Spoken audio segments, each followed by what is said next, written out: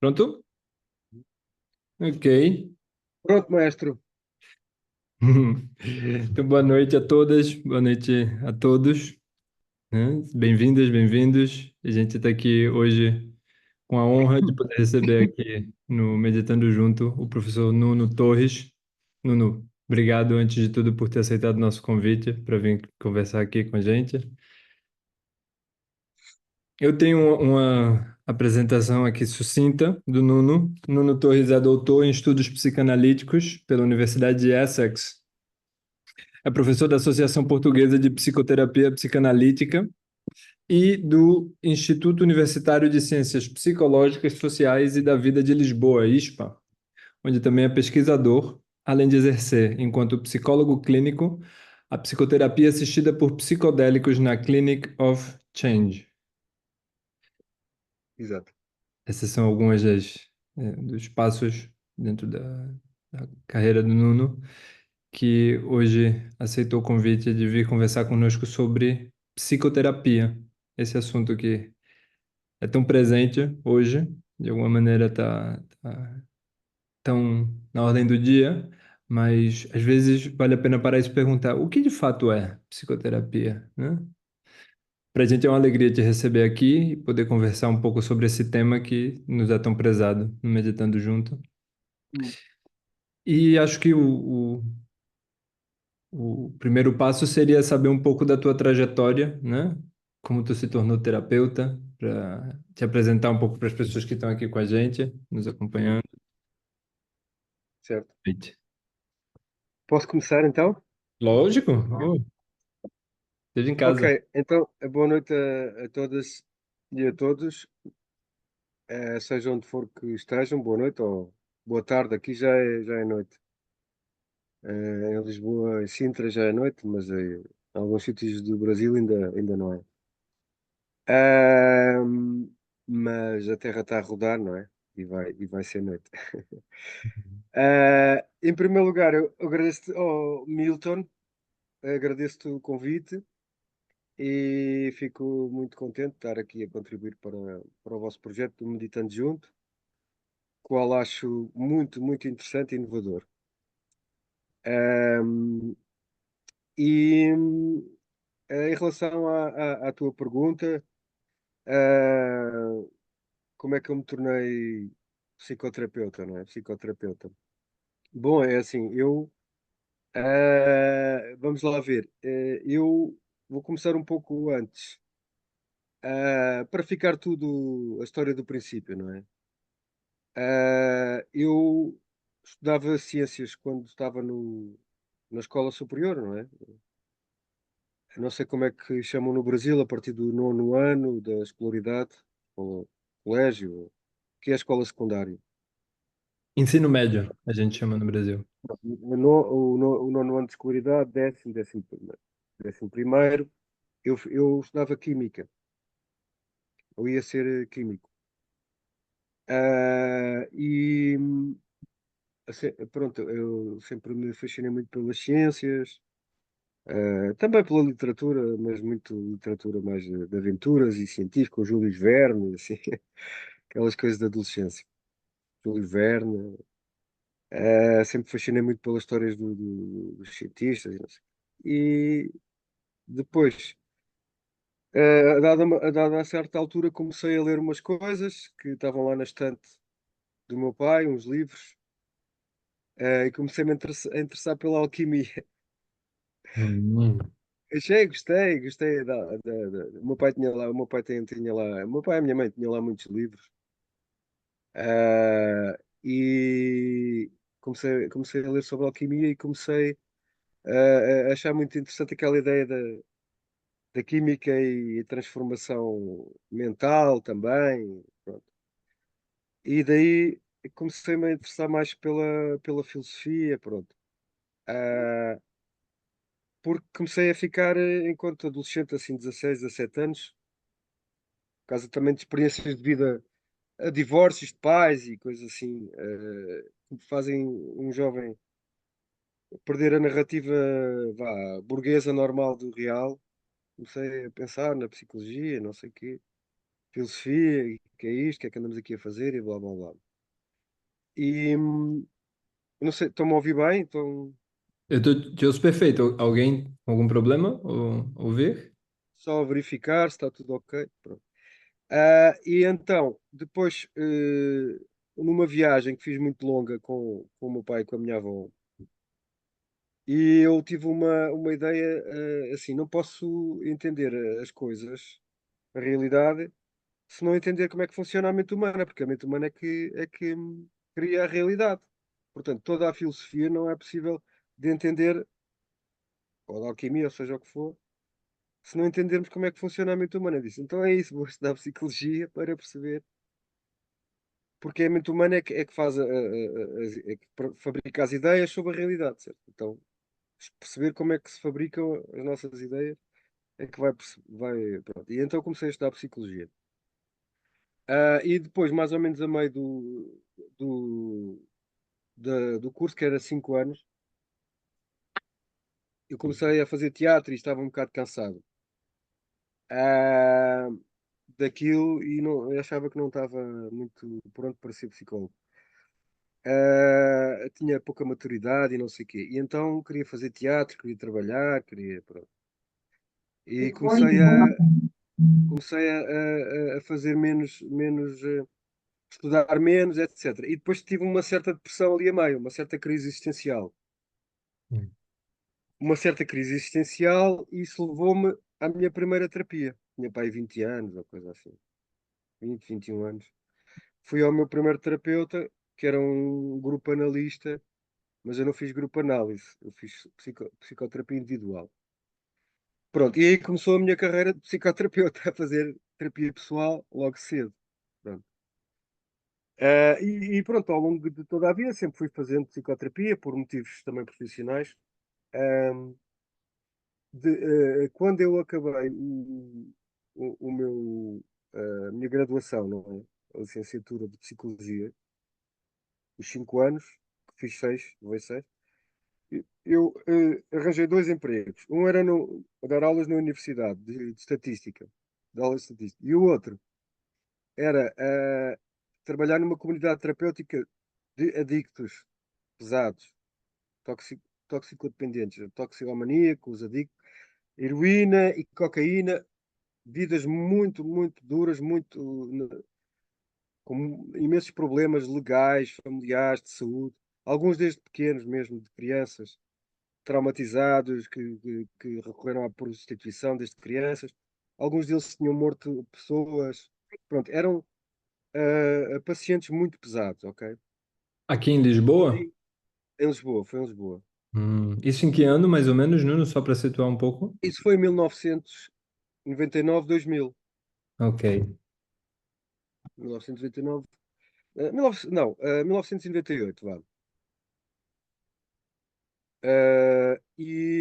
Nessa comunidade terapêutica é um espaço fechado onde eles estão internados, ok? Vivem lá. E a terapia é de manhã até à noite, é sempre a própria comunidade é terapêutica. Mas há espaços, há alturas do dia em que se faz mesmo terapia. Muito é terapia de grupo e muito eh, intensa. Faz parte da escola das comunidades terapêuticas americanas de Sinanon, do caso real, em que a terapia tem a ver com a mais intensa, é confrontação emocional uns com os outros, ok?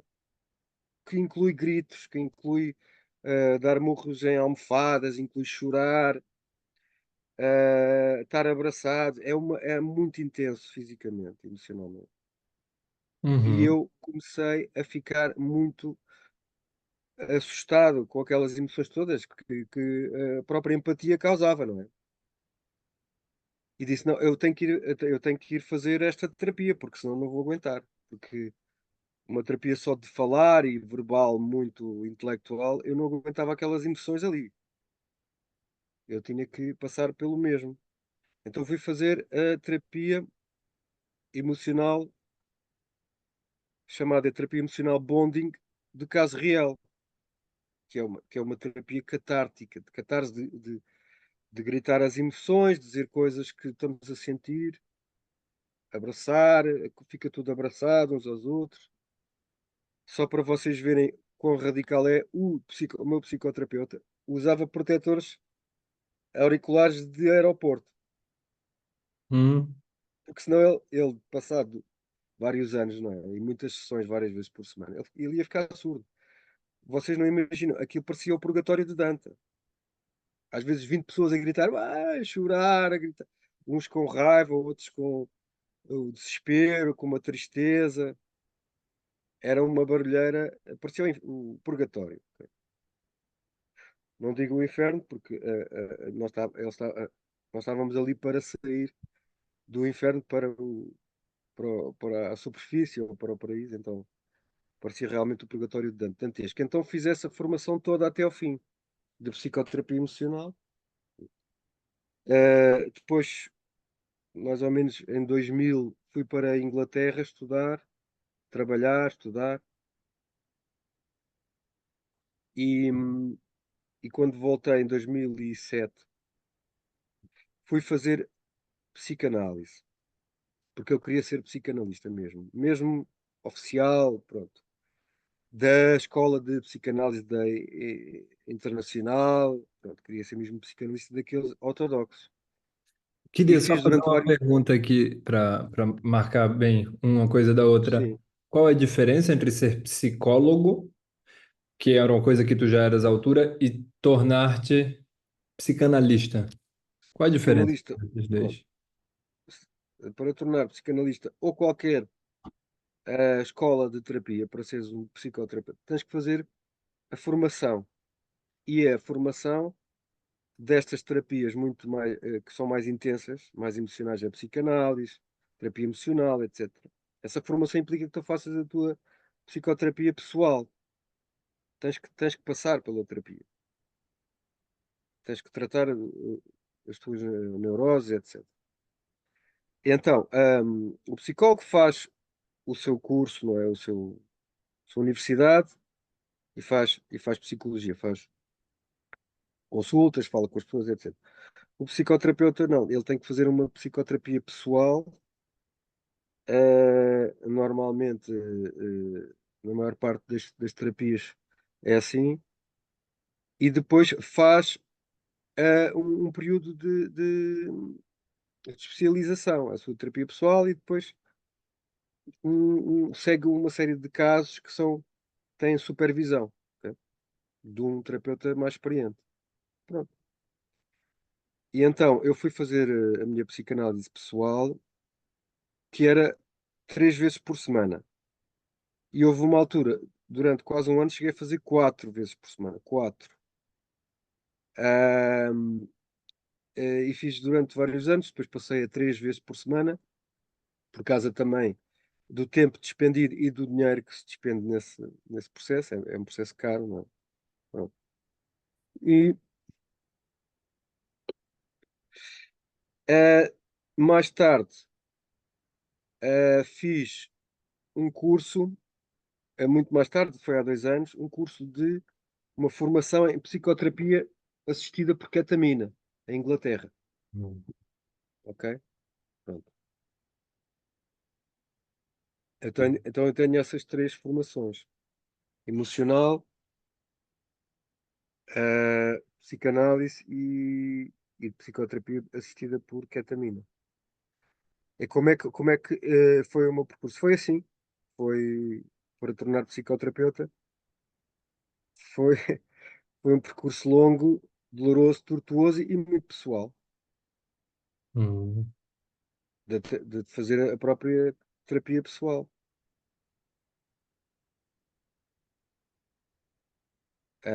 Pronto, não sei se respondi à tua pergunta, se queres que eu esclareça mais. Tá ótimo. É isso mesmo. Porque uma das coisas, pelo menos, que para mim é interessante de poder conversar contigo, é que, por um lado, tem essa É, base na psicanálise, que é das psicoterapias a mais estabelecida, mais tradicional, né? O tronco da qual a gente poderia dizer da qual ramificam as outras psicoterapias ao longo do tempo. Mas também, por exemplo, tem algo que é muito, não sei se aqui em Portugal se usa a palavra fronteiriço, né? Que é uma coisa muito Certo. Não ter isso. eh, atual, né?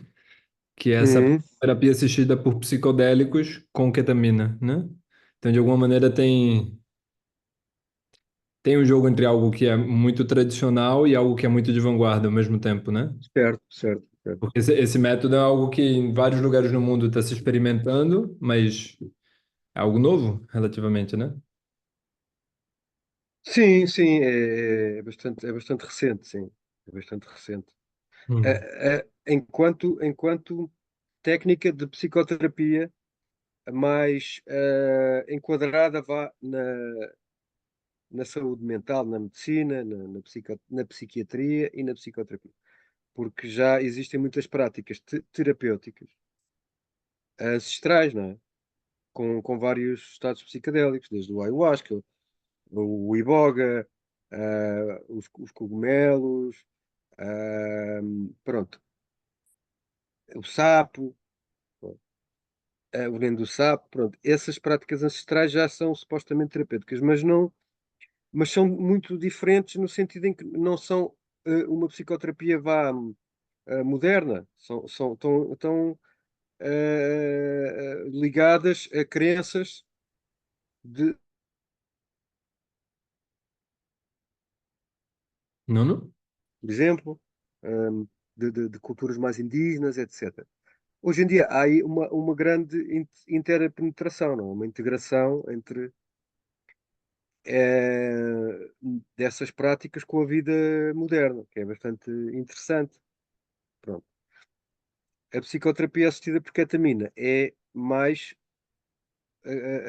não é tão, não é ancorada nessas práticas ancestrais. É uma questão mesmo, é um procedimento mesmo mais atual, moderno, ok? Introduz um medicamento, tem uma propriedade, tem várias propriedades, uma delas é antidepressiva, outra ansiolítica, e também leva a estados de alucinação e psicadélicos.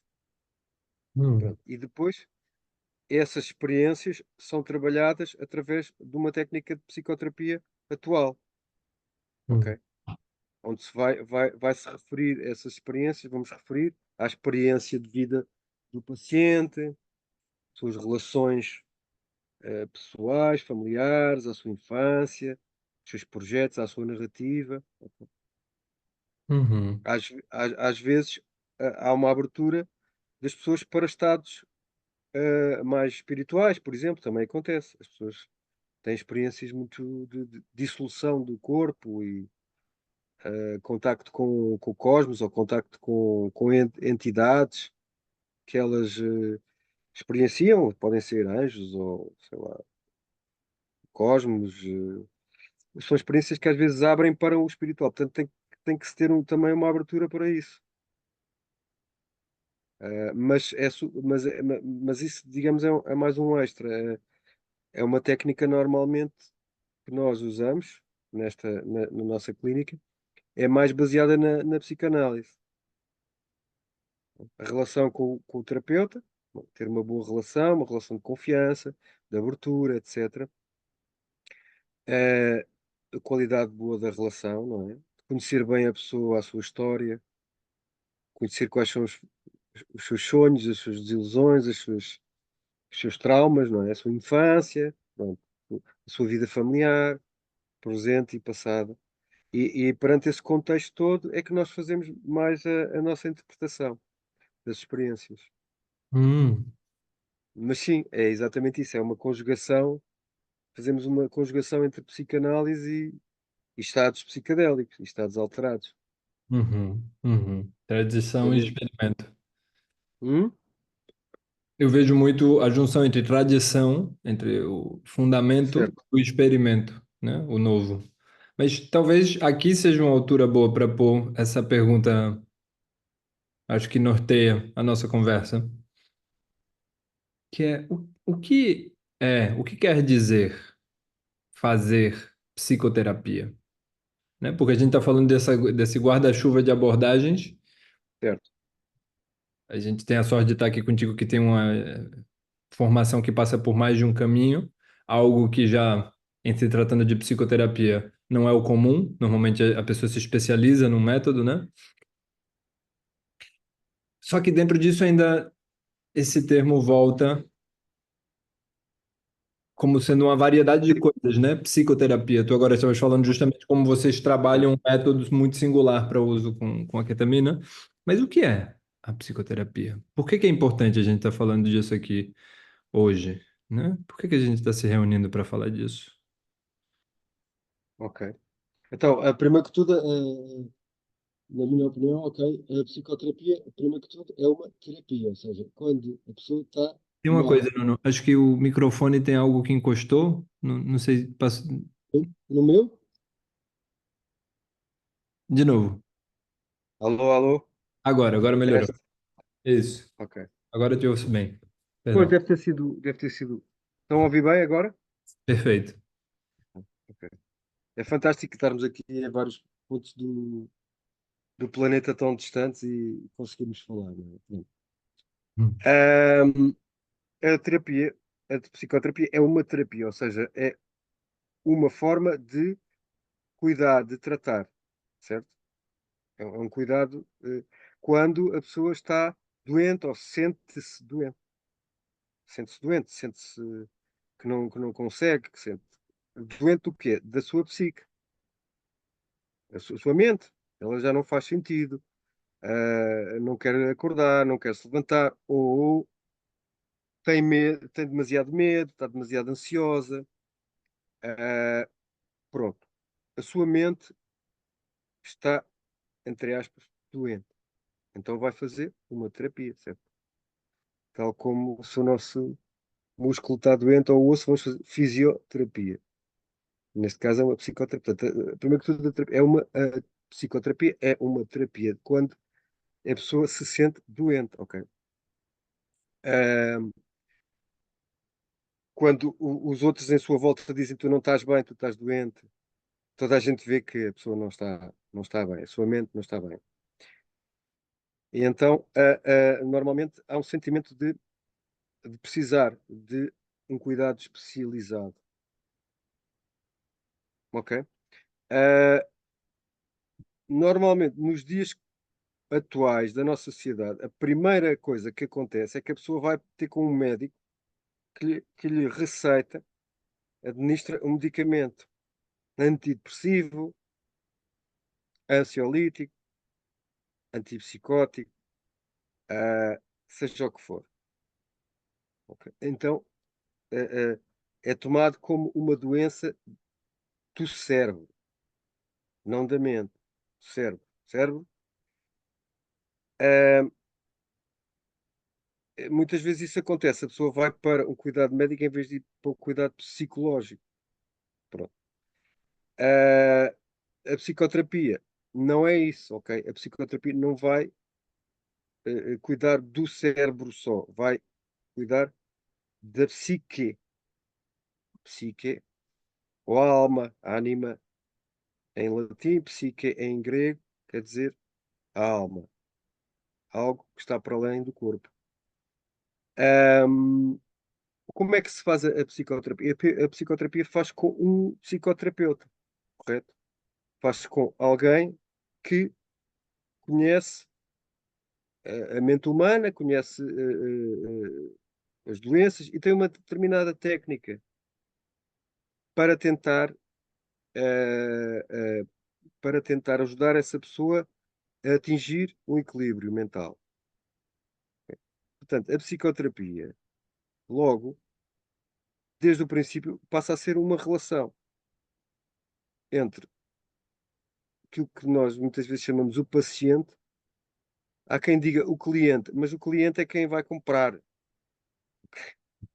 Eu não gosto de chamar cliente, é paciente, ok? Porque é uma pessoa que está doente, é um paciente, como outro qualquer. Tem que ser visto como, tem que ter o estatuto de uma doença. Uma depressão, não é? Isso não é nada. Uma depressão. Ah, tu tens é que.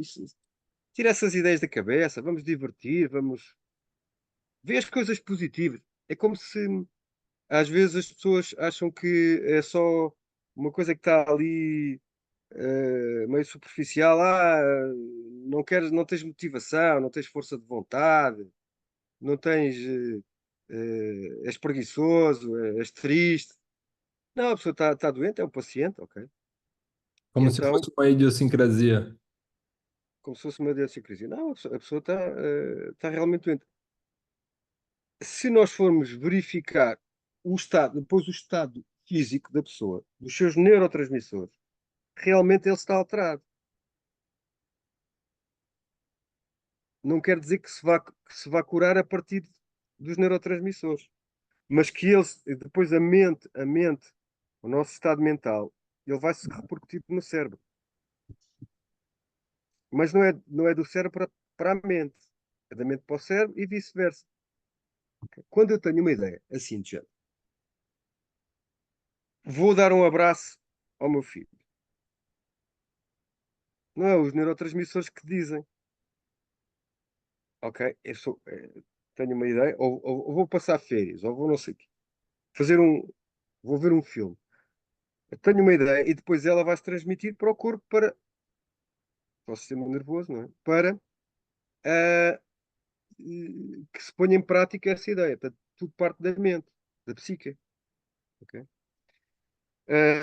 E quando a pessoa entra num consultório do psicoterapeuta, está ali outra pessoa. E é uma pessoa que supostamente vai ajudar.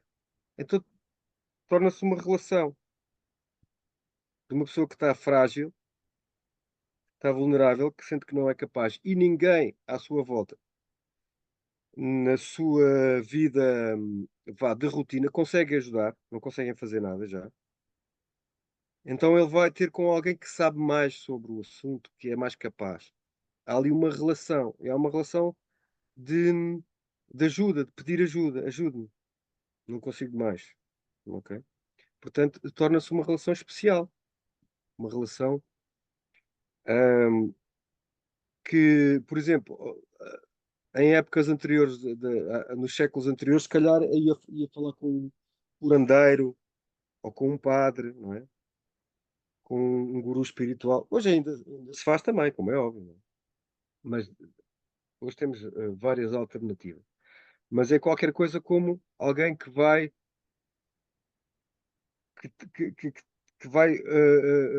levar a pessoa ao caminho de volta da saúde, da felicidade, do bem-estar, ok? Tem ali portanto, é uma relação muito especial, é uma relação muito especial. Eh, isso é o início da psicoterapia, certo? Pronto, Hum. é essa relação.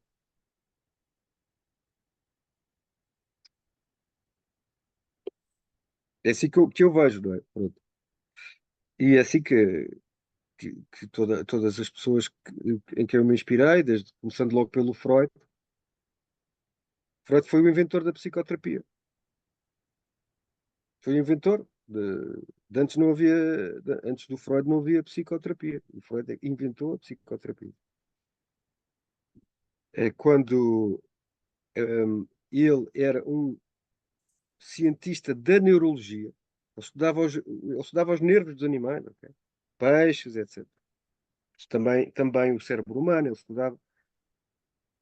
Mas a uma dada altura, quando ele começou a encontrar determinados pacientes que não tinham nenhum problema neurológico, todo o problema era mental, ok? E normalmente eram sintomas, como nós temos hoje em dia os sintomas de depressão, ansiedade, etc., que eram curados por hipnose, em estados hipnóticos. A pessoa deixava de ter o problema por a sugestão do hipnotizador, que eram psiquiatras. Freud aprendeu a hipnose e a fazer esta terapia em França, ok, em Paris, com Charcot. E aí ele ficou Então, mas afinal há problemas psiquiátricos que não são neurológicos, que são mentais. Está tudo bem com a pessoa. Reparem, por exemplo, a pessoa tinha uma paralisia no braço ou na perna, não conseguia andar, não conseguia mexer o braço. Todos os exames neurológicos diziam que estava tudo bem. Não havia problema nenhum, nenhuma infecção, nenhuma malformação. Mas a pessoa não conseguia mesmo andar. Ou não conseguia mexer o braço, ou não conseguia falar. Ok?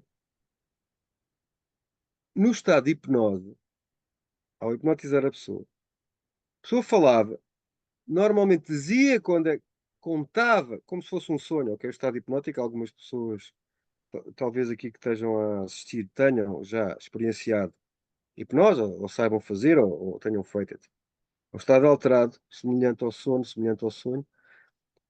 Nesses estados, induzidos pelo psiquiatra Charcot e depois o Freud, etc., e outros colegas dele, a pessoa conseguia chegar. Isto começou quando eu quis bater na minha irmã, por exemplo. Braço. Minha irmã roubou-me um namorado, ou coisa que o valha. Casou-se com o homem que eu queria casar.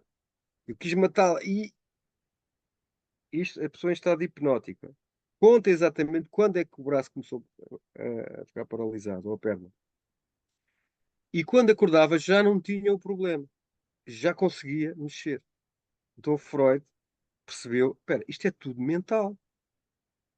São problemas, conflitos morais, de ideias contrárias, de emoções que se chocam na mente da pessoa e que causam uma dor tal e um desequilíbrio mental de tal ordem que a pessoa tem um colapso mental. Deixa de conseguir funcionar de forma normal e saudável. Ok. Pronto. Então aí ele começou a psicoterapia. Conte-me lá o que é que se passa, como é que foi a sua vida, conte-me lá melhor, então quando é que isso começou, então quando é que começou a sentir isso, não se lembra, então pense lá mais um bocadinho, conte lá mais um bocado então, a falar. E durante esse processo, que demorava dias, semanas, meses ou anos, Freud começou a perceber que as pessoas estabeleciam uma relação muito afetiva e emotiva com o psiquiatra, com o psicanalista. Uma relação íntima, extremamente poderosa, aquela relação que estabeleciam com o psicanalista. Era extremamente poderosa. Então, a partir daí que começou a ser a base do tratamento, mexer nessa relação. O que é que você sente? O que é que isso quer dizer para a nossa relação aqui dos dois? Então a partir daí a pessoa consegue perceber está a, que está a ter determinadas emoções e atitudes que não se apercebia que tinha para com o terapeuta, que é uma pessoa que ela não conhece de lado nenhum, totalmente neutro, mas que agia como se ele fosse isto, ou como se ele fosse aquilo, ou como se ele fosse. E então é trabalhar essa relação que depois permite que a pessoa perceba e que mude o padrão de relação que tem com os outros. Portanto, basicamente, esta, de uma forma muito resumida, seria o mecanismo, digamos, o motor de fazer psicoterapia, segundo a psicanálise inicial. Ok? É nesta relação que se consegue sair das relações anteriores que foram traumatizantes, foram disfuncionais. Então, de alguma maneira, tu estás descrevendo aí o princípio da psicanálise, como Freud foi descobrindo a raiz desses sofrimentos, né? Mas o Sim. que tu está dizendo significa, então, que sofrer um determinado conflito, tu usou um termo até a Luciana comentou aqui, conflitos morais. Uau! Então, Pois, pois, sofrer conflitos morais, sofrer conflitos emocionais, claro. fruto de perturbações nas minhas relações, me leva a estar em um estado com o sofrimento ou com a perda da minha potência, com a perda da minha capacidade de ser eu mesmo. E falando com o terapeuta, em relação com o terapeuta, essa relação especial, como tu estavas dizendo, eu posso reaver a minha potência original. É um pouco assim? Certo? Tem a ver, tem a ver, é bem aplicado. Essa metáfora de potência é bem aplicado porque, de facto, tem a ver com energia psíquica. Ok? Energia psíquica. A nossa mente e o nosso cérebro, que estão ligados, não é? Já falámos antes, eles funcionam com energia, ok? Se nós não comermos, passado um bocado de tempo, não conseguimos pensar, ok? Pronto, é tão simples como isso. Se não dormirmos, não conseguimos funcionar. Temos que ter as baterias carregadas. Tem a ver com energia. Agora, ahm, a isso o Freud chamava de energia psíquica, ou libido. Certo? Energia psíquica. Agora, quando eu tenho uma ideia contraditória na minha vida, houve ali uma pessoa que achou interessante essa ideia de conflitos morais. Sim, são conflitos morais. Quando eu tenho, assim, eu quero, eu sou pobre. Imagine esta situação tão, eu sou pobre. O meu pai é rico. Eu estou farto de ser pobre, de trabalhar. Se o meu pai morresse, que horror. Não posso pensar isto. Isto é proibido. Como é que eu posso? Ok? Quem diz o pai, diz a avó, diz a tia, diz. Então, o que é que nós temos aqui? Temos algo que uma emoção da pessoa que vem de uma frustração, certo? E que precisa de ser resolvida. Ah, vem uma ideia que é proibida. Porque é proibida pela sociedade, pela família, até pela nossa própria consciência. Não posso pensar isto. Ah, vamos ver. Se for uma pessoa sem qualquer escrúpulos morais, imaginemos um psicopata que não tem escrúpulos morais, não tem problema nenhum. Ele pensa na ideia, ok, pois aí está a solução. Então aquela pessoa tem o que eu quero, eu vou matar aquela pessoa. Simples, certo? Qual é o problema? Isto seria um psicopata. Mas, na maioria, felizmente, talvez, das pessoas, nós temos uma consciência moral que diz que não podemos pensar essas coisas, nem desejar, nem sequer fazer. Então, quem vai normalmente ficar com depressões, com ansiedades, são com problemas que necessitam depois da psicoterapia, são pessoas muito morais ou muito conscienciosas. Não há psicopatas na psicoterapia, eles só há nas prisões. Hum. Ok? O psicopata por exemplo, o narcisista, é uma pessoa que tem poucos consciência moral, só está interessada em si próprio, satisfazer-se. Normalmente também dificilmente vai à terapia. Hum. Portanto, sim senhor, os conflitos entre ideias, desejos opostos que surgem na nossa mente pelas nossas emoções e depois a nossa moralidade, a nossa consciência, consciência no sentido do que está certo e do que está errado, certo? Todos esses choques, eh, eles vão dar, as pessoas muitas vezes não os conseguem resolver durante dias, semanas ou anos e estão ali, depois, por exemplo, vão dormir. Durante o dia todo conseguem esquecer aquelas coisas, com o trabalho, com isto, vou fazer jantar, mas depois vem a noite, ok? E vêm sonhos estranhos, esquisitos, perturbadores.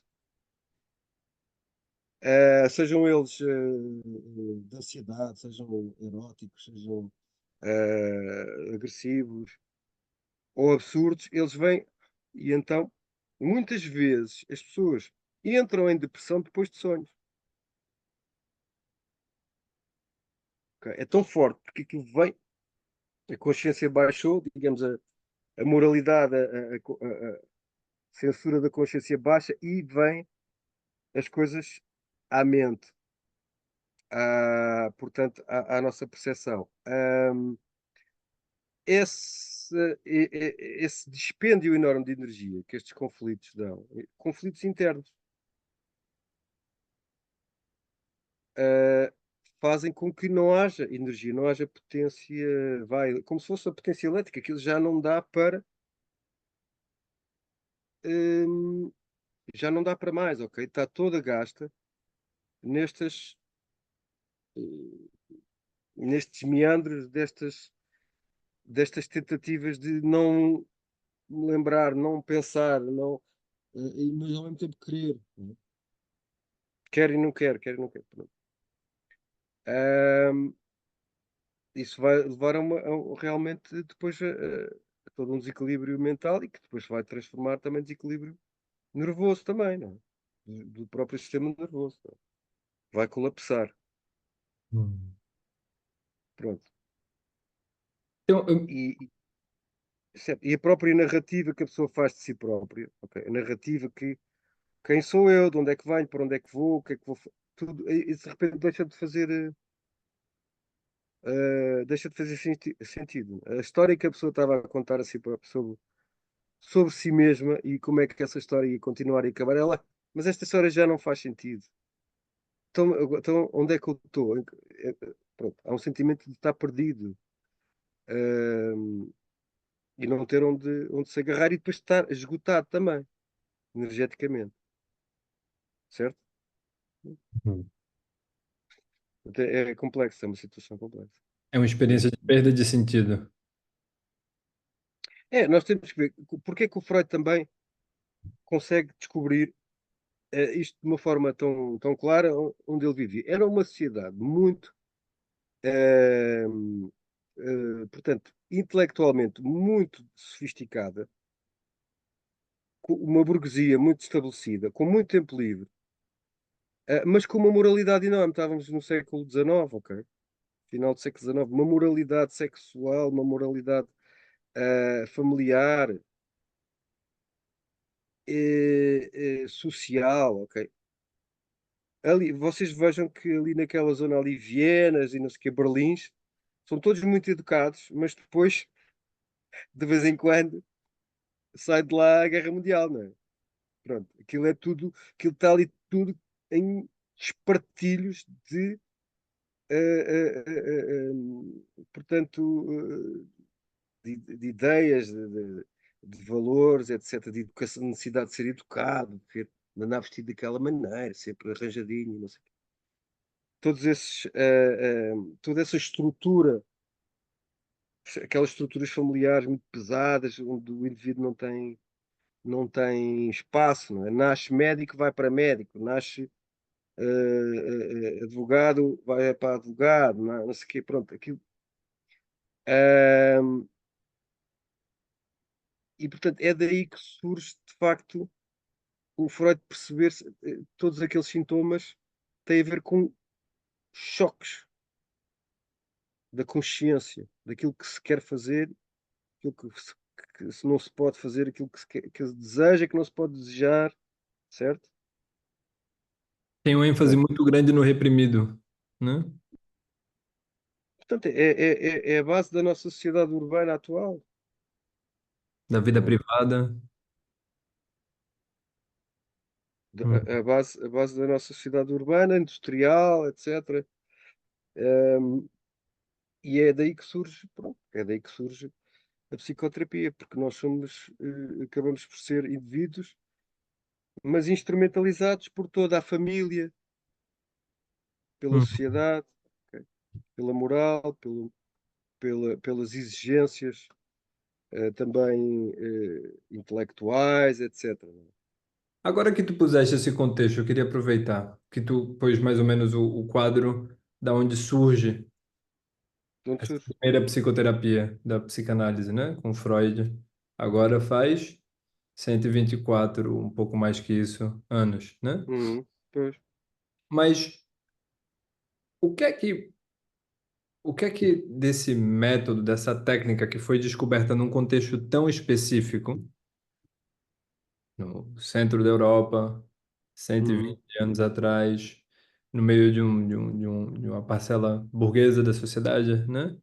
O que é que disso que se descobriu num contexto tão especificamente, tão específico, é útil e importante para nós que vivemos em outros contextos, em outros mundos, países, em outra época, né?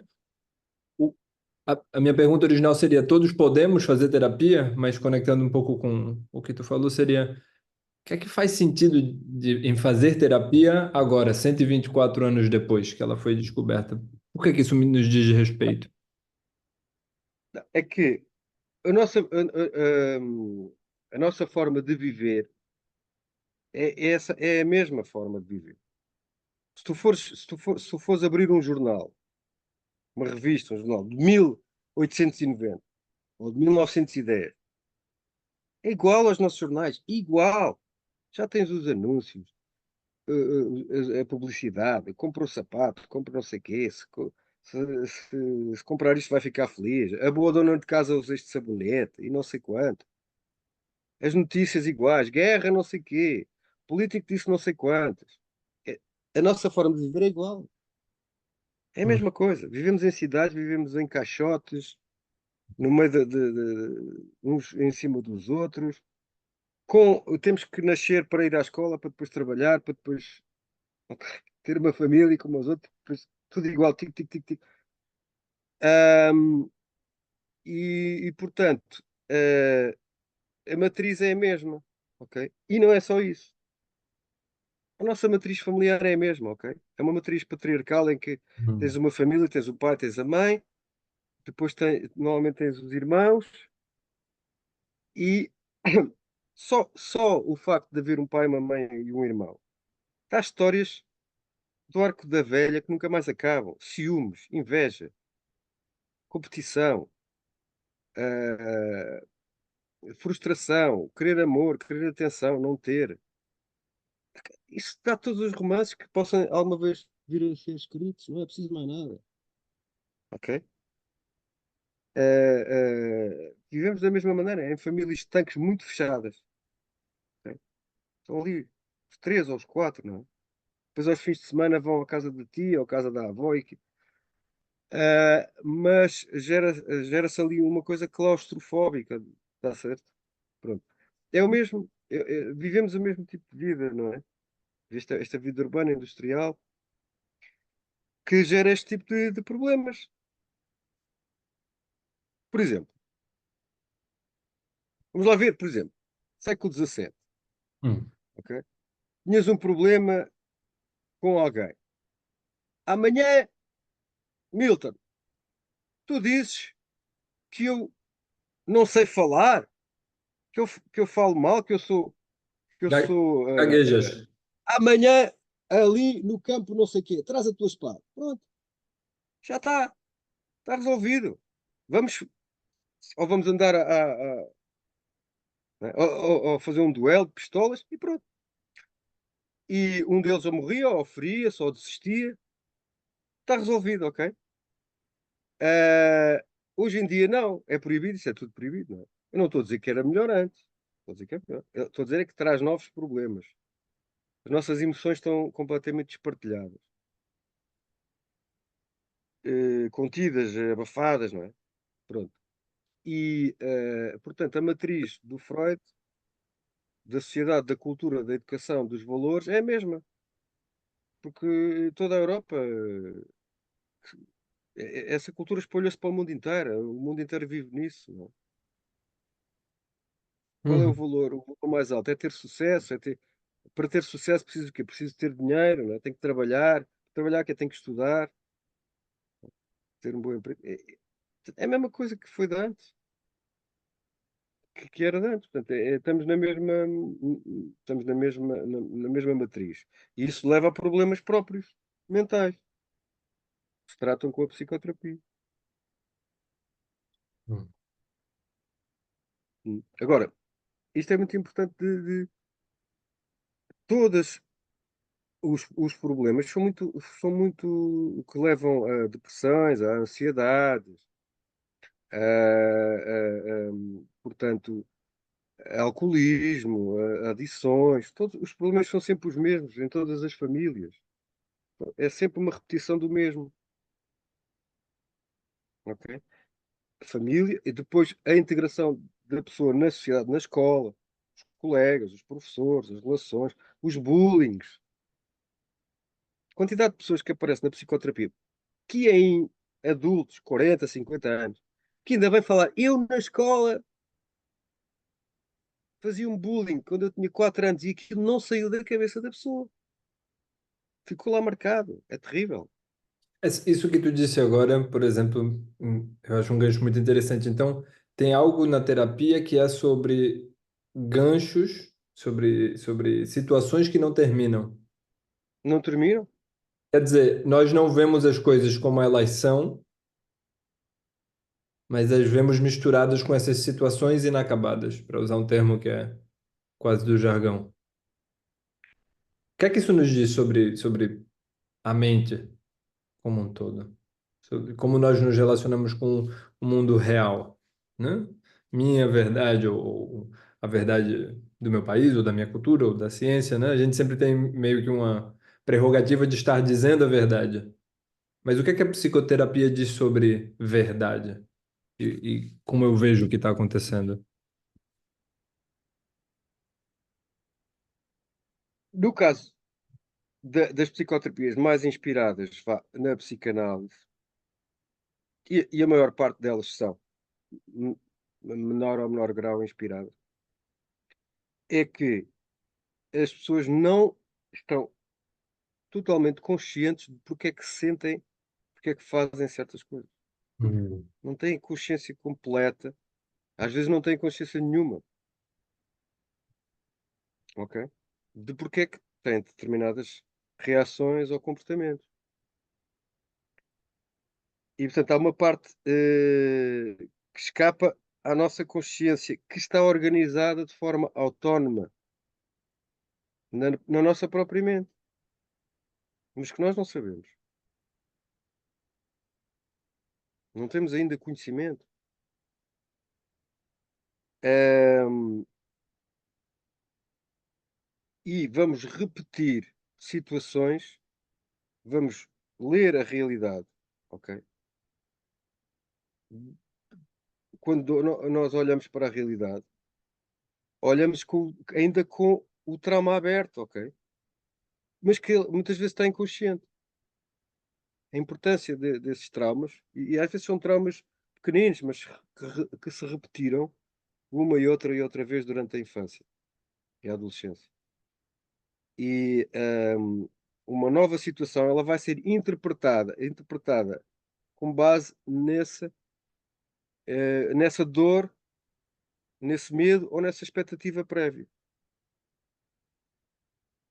Ok? Hum. Eh, por isso que às vezes a pessoa tem o sentimento de que a sua vida está-se a repetir e os falhanços são sempre os mesmos. Vai entra numa nova situação, agora é que vai ser. E de repente vai parar ao mesmo sítio. É extremamente frustrante, ok? Dá um sentimento de repetição, não é? E não sabe porquê. O problema é esse, é não compreender porquê. Ah, porque ela está a olhar para a realidade e está a pôr sempre as mesmas expectativas e sempre os mesmos medos que se vêm a repetir já desde a infância. Estás a ver? Hum.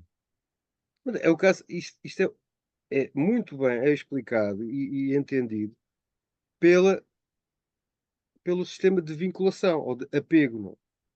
Sistema do apego, do Bowlby do Bowlby e dos seus colegas e alunos e etc. Desenvolveram a teoria do attachment. é muito fácil de entender com esta teoria. As relações da criança, numa altura em que ainda não falava, não tem possibilidade de se lembrar sequer, se tudo se passava ao nível das emoções, ok?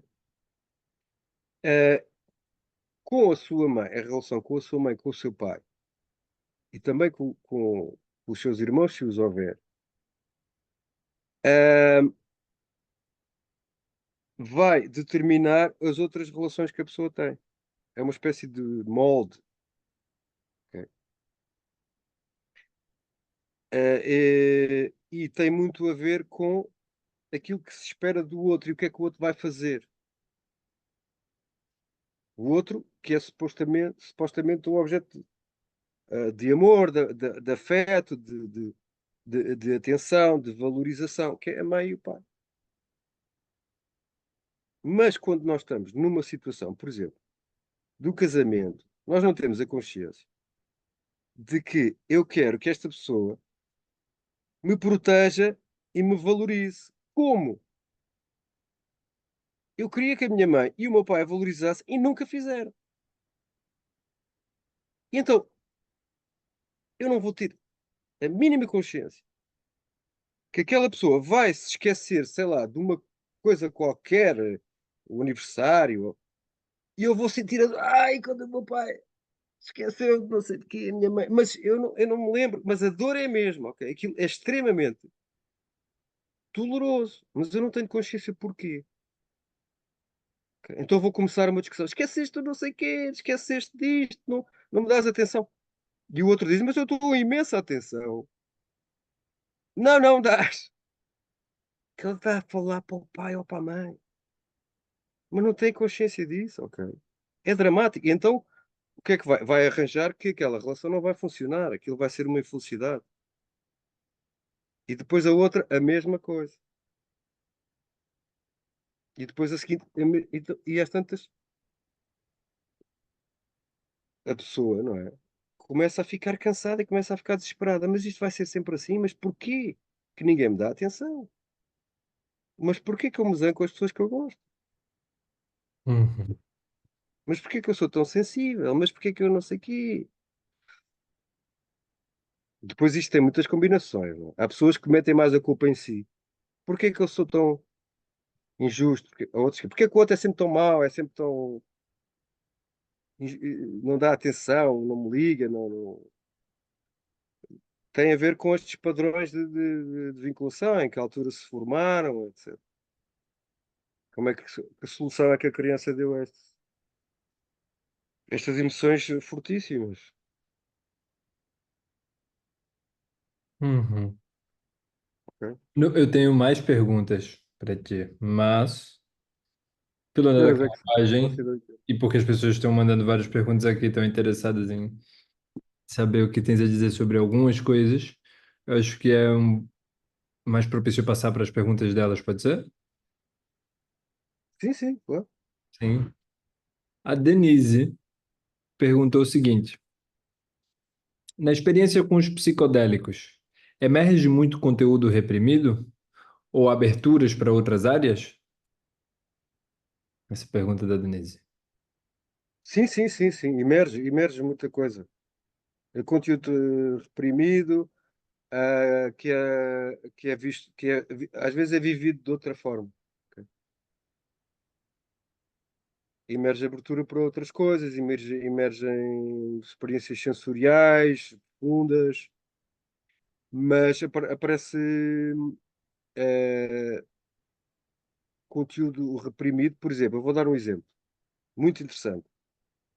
Um homem completamente dominado, a sua vida toda ele dominada pela família, ok? Pelo pai, que manda na empresa da família onde este homem trabalha, que é o paciente. E, e, e, e ele sente-se, este homem sente-se sempre incapaz. Não sou capaz, nunca vou conseguir ser o chefe da empresa. O meu pai é que é bom, etc. Eu não presto, não sei. E às tantas, numa das experiências, ele, da ketamina, uma das últimas, uma dose bastante alta já, em que ele sente que ele é o homem-foguete, Rocket Man,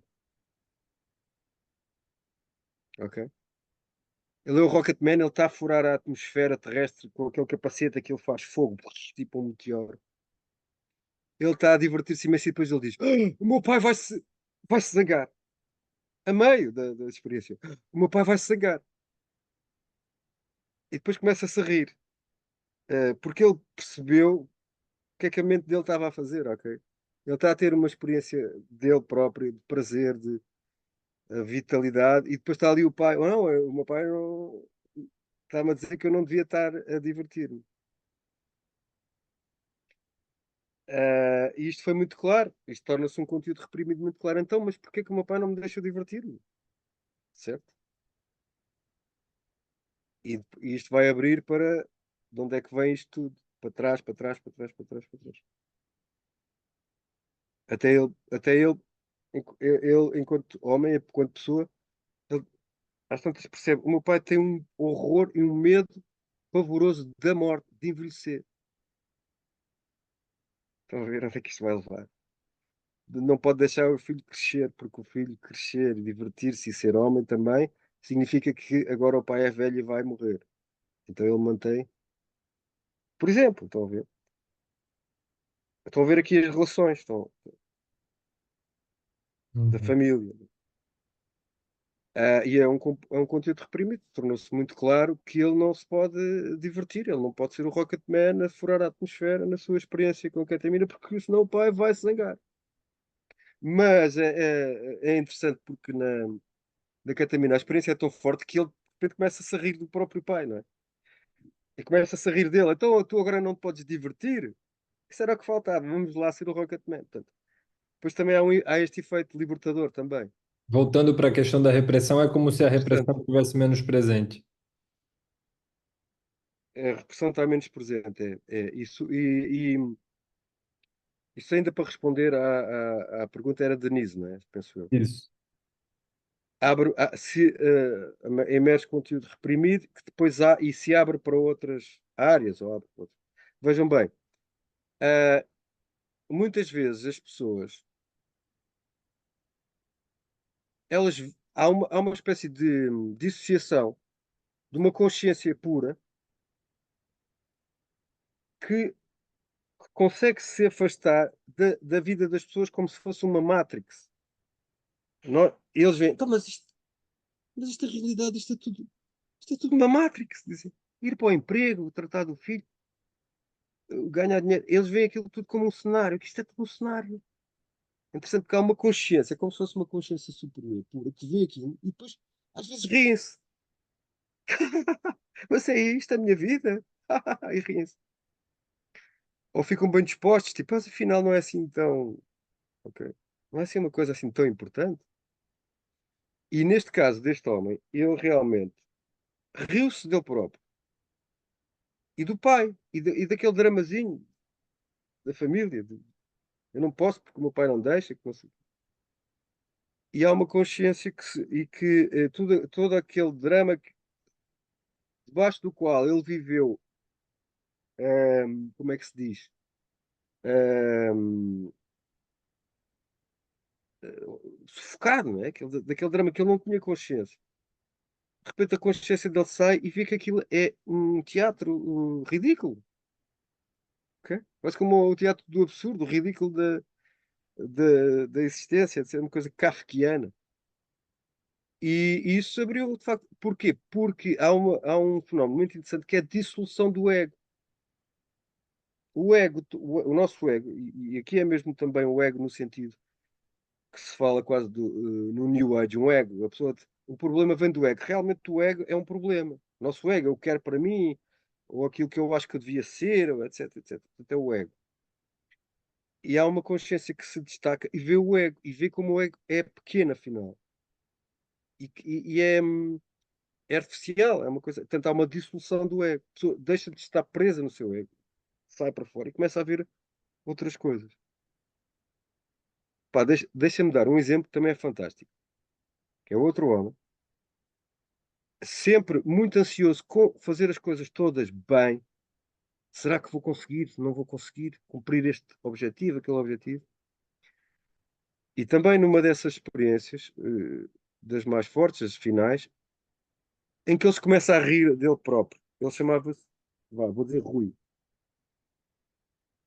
E ele diz assim, durante a experiência, não sei se vou conseguir transmitir e vocês vão perceber, mas ele, durante a experiência alterada, ele diz assim: o Rui não pode estar a almoçar, a relaxar com os amigos, porque o Rui alimenta-se de objetivos. O Rui, coitado, alimenta. Ele a falar dele próprio. Ele não consegue estar relaxado num bar, a beber uma cerveja ou a comer um hambúrguer ou uma pizza, porque ele alimenta-se de objetivos. Então ele está sempre ansioso com os objetivos, então não consegue relaxar. E este homem ri-se dele próprio. E foi extremamente libertador, não é? O Rui não consegue ter uma refeição calma porque ele não se alimenta de comida, ele alimenta-se de objetivos. Estão a ver? Pronto. E, portanto, abre para outras, para um sentimento até um pouco mais transpessoal. Uhum. Não é? Ele mesmo pode até Mais perguntas. receber muita coisa desde que não haja tanta repressão, né? Mas, bom, isso aí já seria Certo, certo, certo, eu te dar certo. mais, a gente fala no Brasil, te dar mais corda, porque tem uma pergunta da Certo, Luciana também, que eu acho que, enfim, cada uma das perguntas abre portas, né? certo. É, Luciana, Pois é. porque eu tô pensando aqui, todas as pessoas estão aqui com a gente, né? De repente, se quiserem falar,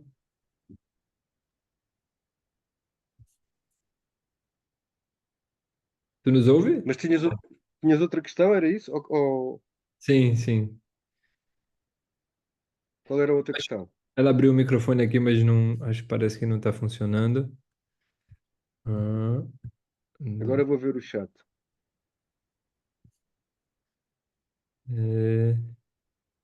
é, não dá para ouvir. Tá dando para ouvir, não? Agora? Agora, agora deu. Bem-vinda, Luciana. Obrigada, gente. Boa noite. Deixa eu colocar que agora eu me perdi. E nervosa de falar. Hum, Depois o Peraí. destaque para facilitar, Luciana.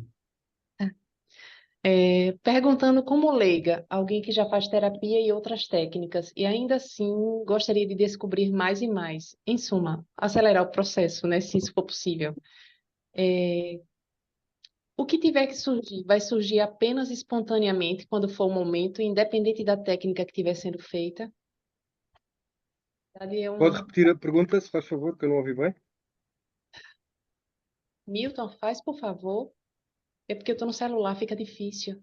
Ok, eu leio. Obrigado, Lu. Obrigada.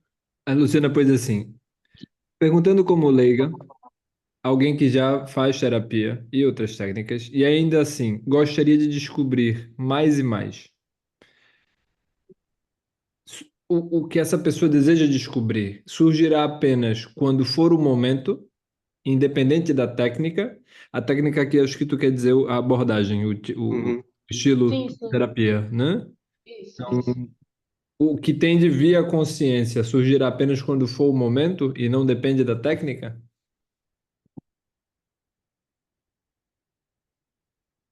Ah, bom, é assim. Será qualquer coisa? Tem que ser no momento, mas com a técnica certa. Ok? Isto é, imaginemos que você quer saltar, que é um desportista que salta à vara, certo? Não vai conseguir fazer aquilo antes de chegar o momento, ter todos os músculos preparados, a sua mente, para saltar àquela altura. Mas com a técnica errada, nunca vai conseguir saltar. Portanto, são as duas coisas. Uma determinada técnica que seja, que permita atingir o objetivo. Mas esse objetivo só vai ser atingido com aquela técnica, mas só na altura em que puder ser. ok? Ok. Porque para desconstruir todos estes. Havia outra pergunta muito interessante que eu vou agora juntar a esta. Para desconstruir estas lentes, estes equilíbrios, eles vão ter que. Isto é um processo gradual. Porque se for demasiado rápido, ou não faz sentido para a pessoa, ou então pode ser traumático. Entendi. Portanto, isto demora o seu tempo. Outro trauma seria. Por exemplo, você está numa terapia, ou numa psicoterapia, e a psicoterapeuta ou o psicoterapeuta diz-lhe uma coisa que é brutal. A sua mãe não gostava de si, e você quer que a sua mãe goste de si, mas ela nunca vai gostar. Assim de repente, não é? Isto é horrível, certo? Vamos lá ver. E só se pode dizer isto quando a pessoa tem a certeza que alguém, que outro alguém gosta dela e que pode substituir a mãe, por exemplo. Seria o terapeuta, não é? Eu vou-vos dar um exemplo. O mesmo homem, aquele do Rocketman, aquele do Homem Foguete, ok? Aquele menino todo bem comportado e não sei o quê, da empresa familiar. Ele, numa das terapias, ele foi traumatizado. Ele estava numa terapia neurolinguística, ou não sei o que era, uma coisa assim, muito cognitiva, de, ok, está a pensar mal, pense bem, não sei o quê. E às tantas, a terapeuta dele disse-lhe, eu já não consigo ajudar mais. Você precisa de uma psicanálise porque você tem medo de matar o seu pai.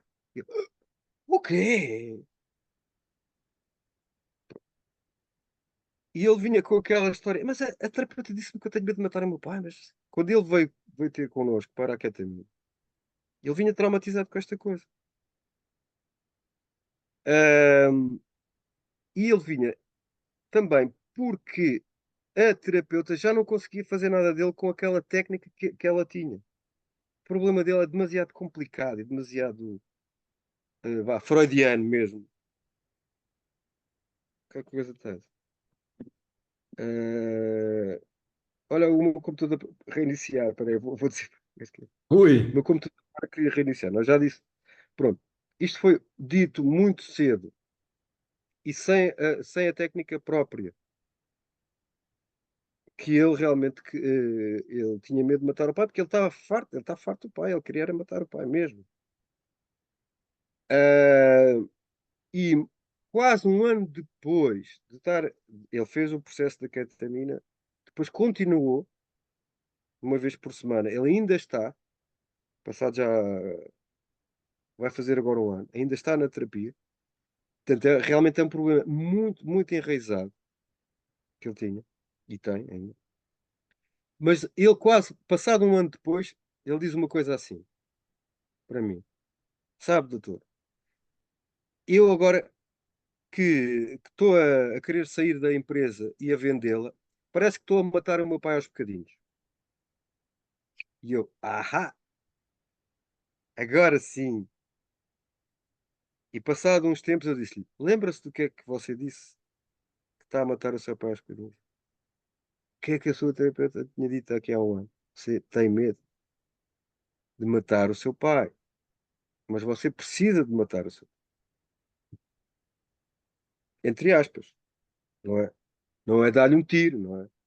Não é assassinar o pai, mas tem que o matar porque o seu pai tem que ser velho, tem 80 anos.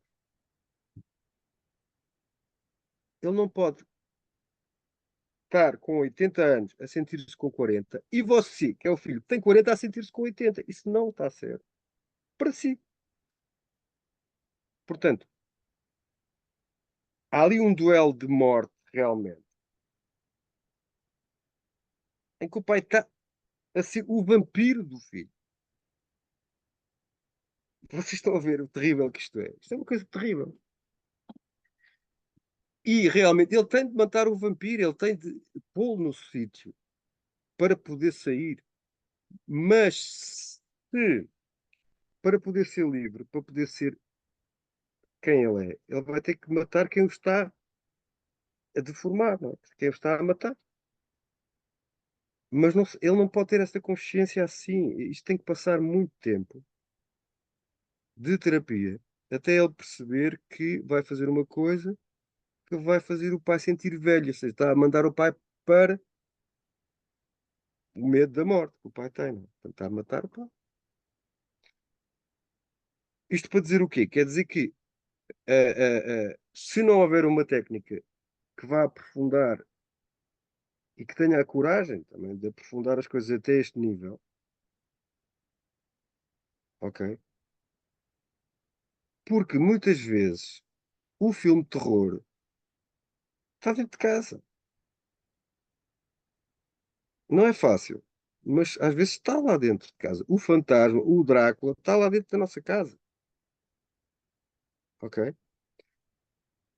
Isto assusta a qualquer pessoa, certo? Isto precisa de um tempo e precisa de uma técnica suficientemente profunda para que esta consciência possa chegar tão longe, ok? E só assim, muitas vezes, é possível libertar.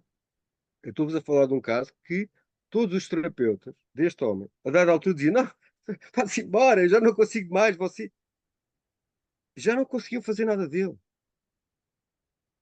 E este homem é quase insuportável. A terapia dele é muito difícil porque ele vem todo defendido. Ele tem carapaças em cima de carapaças, em cima de carapaças. É muito difícil eh, de desmontar, não é? Bom, desmontar este sistema. Mas é preciso confiar. Ele tem que ter confiança no terapeuta. E esta confiança demora meses a ser construída. Meses e meses e meses e meses. Sabem, uma altura em que ele realmente começou a ter confiança em mim, sabem qual foi? Este é um paciente irritante. Ele chega sempre atrasado. Sempre, sempre, sempre. Chegava sempre atrasado. 10, 15, 20 minutos. Eu nunca sabia se ele ia vir ou não. Além disso, eh, não tinha a sessão toda. Não se podia fazer o trabalho todo de uma hora. Era extremamente irritante. E uma vez ele veio e ele chegava a dizer: eu sou mesmo estúpido, eu sou mesmo incompetente, chego sempre atrasado. Mas isto já fazia parte da armadilha que ele estava a montar, que é: eu vou chegar atrasado e agora vou-me castigar. E portanto ele faz o processo todo. O terapeuta não consegue entrar ali. Nem se consegue ralhar, porque ele já está a ralhar com ele próprio, ele já está-se a castigar. E eu às tantas estava tão irritado e estava quase para lhe dizer: olha, você, se não quer fazer terapia, não venha agora chegar. Mas eu, em vez disso, disse-lhe assim: ainda bem que você chega atrasado. Isso é fantástico. E ele ficou assim: o quê? É fantástico você chegar sempre atrasado. Sabe porquê? Porque isso é a sua parte que ainda está viva. Pode chegar quando quiser. E está a dizer assim: eu estou vivo, eu chego quando eu quiser. Porque ele é obrigado a estar sempre, todos os dias, à mesma hora, em frente ao pai na empresa, de manhã, à qual chega também sempre atrasado. Ok? Porque eu disse-lhe assim: se você chegar sempre a horas à sua empresa e à terapia, você não era um ser humano, você era um autómato, já estava todo morto, já era uma máquina. E assim, ao chegar atrasado, você está vivo. Eu acho ótimo que você chegue atrasado. E passado poucas sessões, ele nunca mais ficou atrasado. Ele teve um alívio tão grande. É bom chegar atrasado. Estou vivo. Sou rebelde. Ok? E, de certa maneira, teve o sentimento de este tipo entendeu-me. Estão a ver?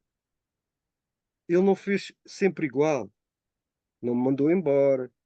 não disse que eu sou incompetente e não, nem fez aquela coisa compreensiva. Ah, está bem, coitado, chega atrasado. Não, ele disse, ainda bem que você chega atrasado, porque está vivo.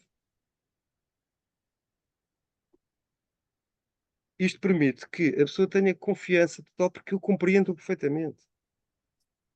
Eu consigo pôr-me no lugar dele. Eu sei o que é estar na pele dele. Ele tem essa sensação. Este homem que está aqui à minha frente, que é o terapeuta, ele sabe o que é estar nos meus sapatos. Isso dá confiança, mas isso demora muito tempo a fazer.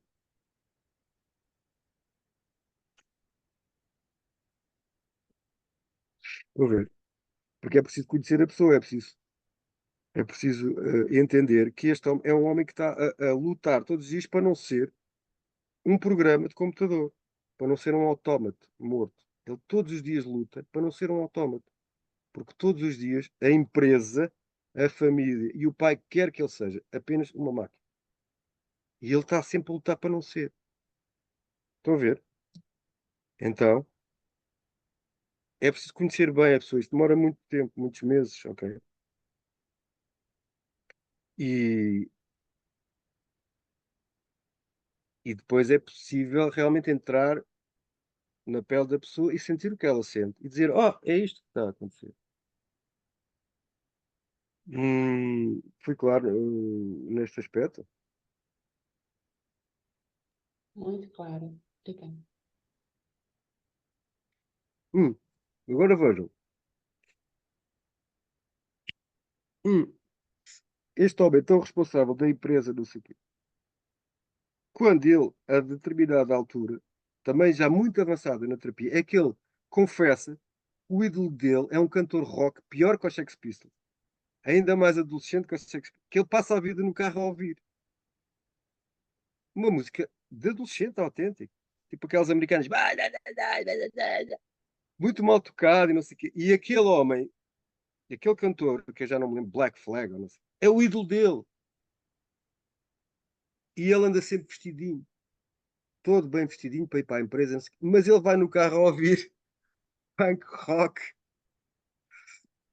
mandar a polícia, mandar, não é, as polícias para aquelas partes e ele às tantas confessa isso e diz e começa a falar uma hora entusiasticamente do cantor que é tão bom, que é tão fantástico, que é o pai, que é o ídolo dele e que não sei o quê. E a partir daí ele já não tem duas faces, uma que mostra e outra que não mostra, ok? Ele mostrou tudo e ficou com também muito mais confiança, muito mais calmo. Ok? E a conseguir fazer coisas que não conseguia fazer antes, como pôr, vai para a reunião da empresa e em vez de ficar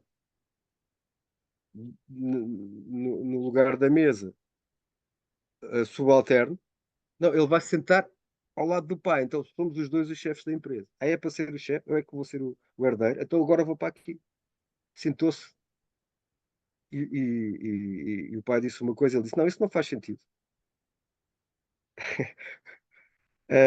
Não acho bem, vamos fazer de outra maneira. Não sei o quê. Portanto, só quando ele pôde revelar que o ídolo dele é aquele punk rock, cospe para o chão e rouba e não sei o quê, é que ele consegue realmente depois ser um adulto. Que ele estava a esconder o adolescente dele, a fingir que não era. Isto é complicado, isto não é fácil de, de chegar a um ponto destes de confiança, não é? Hum.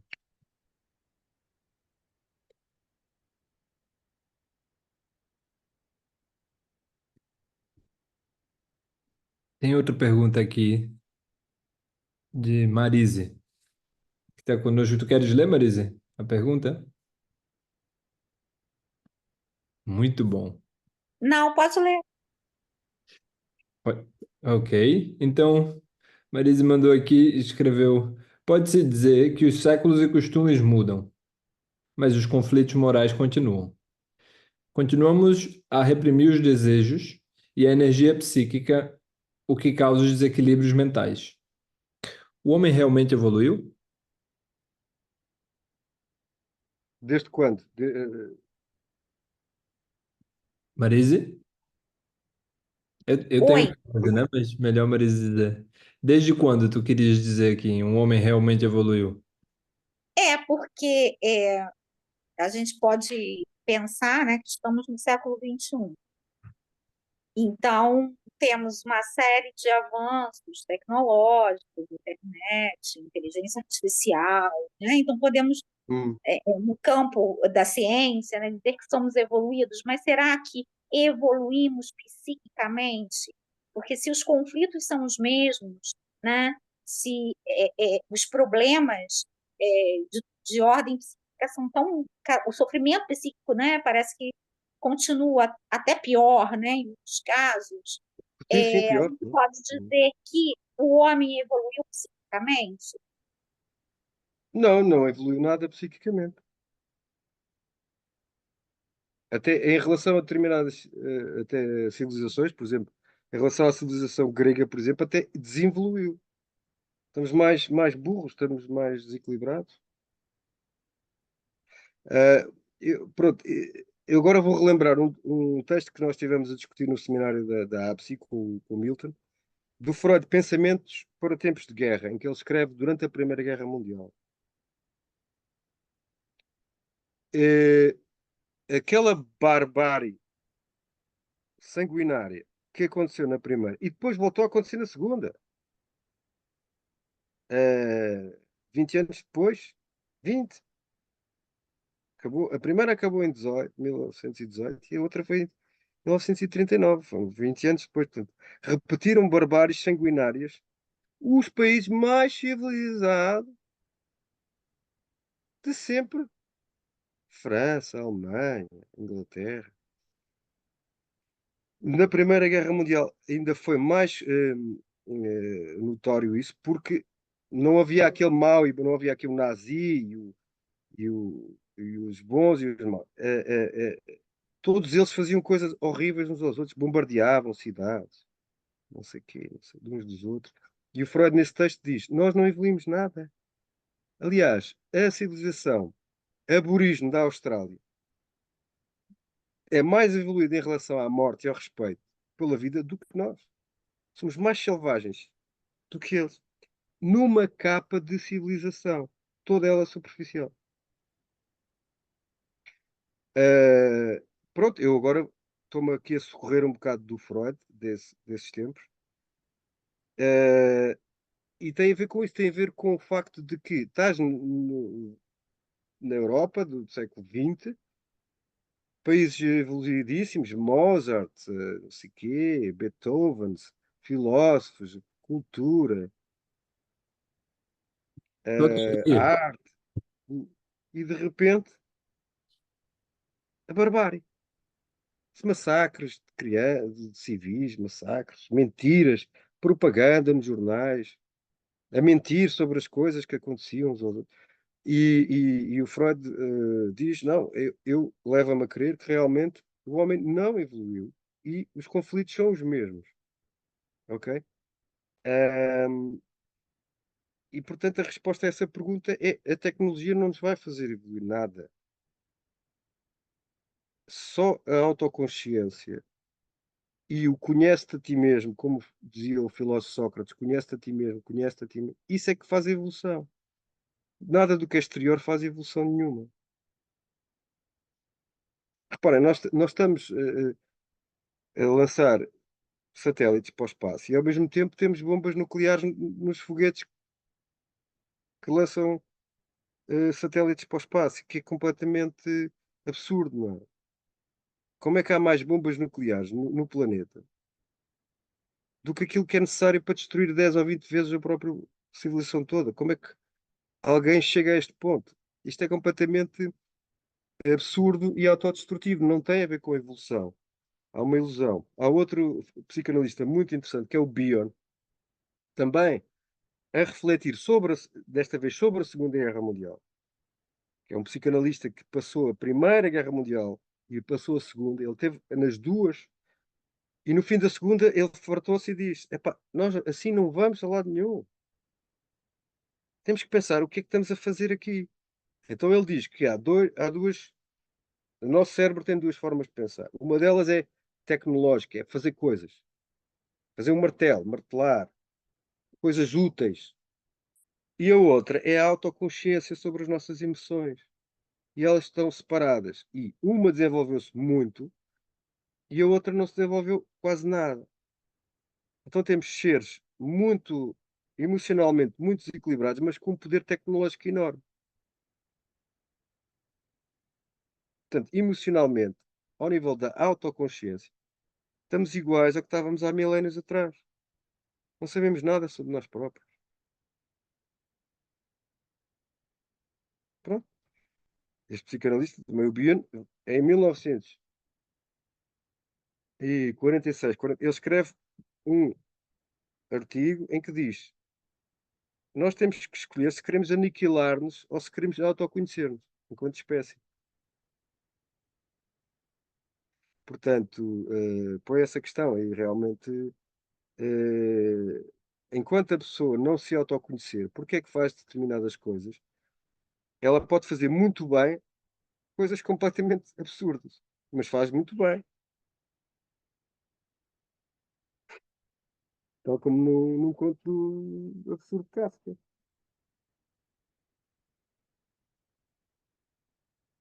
Extremamente eficaz a não fazer nada. Alguém comentou aqui, a explicação toda da crise ambiental está aí. Agradeceram também. Essa Claro, live, obviamente bem. essa conversa nesse momento está tão necessária. Como estudante de psicologia, agrega muito. Obrigado, Nuno. Hum. E com isto passou mais de 1 hora e meia, né? Não, não, Não foi? não estou passando a tesoura na hora, não. Ah, Imagina. ok, ok. Essa foi a primeira hora e meia.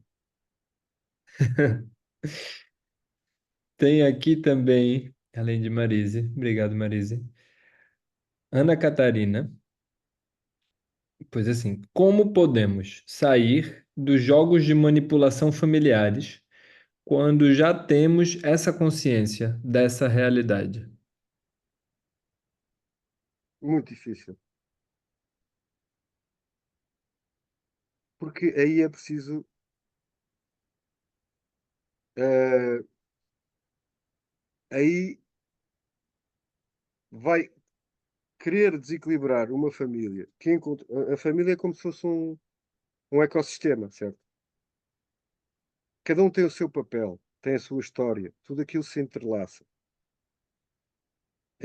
Está tudo previsto, como é que vai acontecer, e isso dá segurança às pessoas. Se alguém vai querer tirar uma peça que seja do muro, ele tem risco de desabar, então toda a gente vai ficar contra. Ok? Eh, É muito difícil por causa disso, é porque a família é um sistema e o indivíduo é só um, ok? Pronto. É preciso ler os livros antigos de guerra, da arte da guerra, do Sun Tzu, o general chinês, 8 ou 9 séculos antes de Cristo. A arte da guerra. É preciso manha, é preciso coragem. Por exemplo, eu tenho aqui um animal, certo? Estão a ver? A Eu no outro pantera, dia estava. do lado direito, né? Certo. Ahm, para desfazer certas coisas familiares, manipulações, etc., às vezes é preciso zangar-se. Não, não faz isso comigo. Mas aquilo vai desconstruir todo o equilíbrio familiar. Então, se eu não faço isso comigo, mas eu tenho autoridade. Imagino que é a mãe que manipula. Eu vou desautorizar a mãe, que ele vai causar o caos.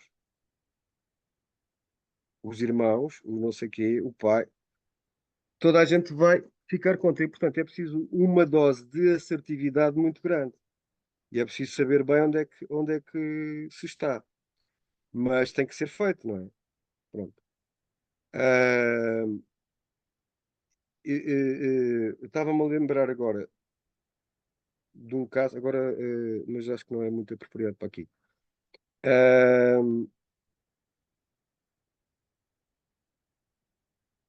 aí é uma questão de combate mesmo. Aí é um combate que tem que ser feito. É um combate de assertividade, ok? Eh, em que às vezes é preciso, pronto, dar murros na mesa e depois aguentar a tempestade. Não há uma varinha mágica para resolver. Isso é uma batalha. Portanto, a pessoa tem que estar bem, bem segura, não é? Para fazer isso.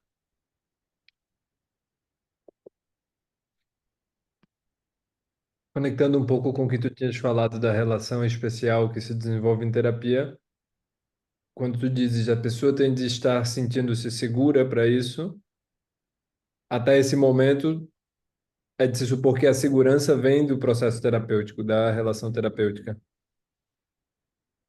Sim, se a pessoa tiver um aliado ou mais, mas o terapeuta pode ser um aliado, não é? Ou o terapeuta, em que dá segurança à pessoa, ok? A pessoa pode tomar determinadas atitudes mais confrontativas com a família, porque a pessoa tem a segurança de que alguém a vai compreender e vai apoiar pronto, e vai ajudar a pensar, etc. Pronto.